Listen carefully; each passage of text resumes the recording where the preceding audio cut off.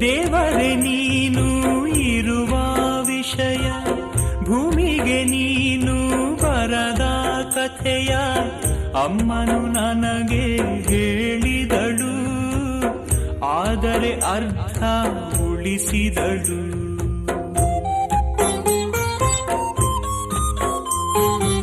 ಎಲ್ಲಿದೆಯೋ ನಿನ್ನೂರು, ದಾರಿಯ ಹೇಳೋರ್ಯಾರು? ಎಲ್ಲಿದೆಯೋ ನಿನ್ನ ಮನೆ, ಪತ್ತೆಯ ನೀಡುವರ್ಯಾರು? ದೇವರಿಗೊಂದು ಕಾಗದ ಬರೆದು ಭೂಮಿಗೆ ಕರಿಬೇಕು, ದೇವರು ಓದು ಭಾಷೆಯ ಕಲಿಸೋ ತಾಯಿಯ ಪಡಿಬೇಕು.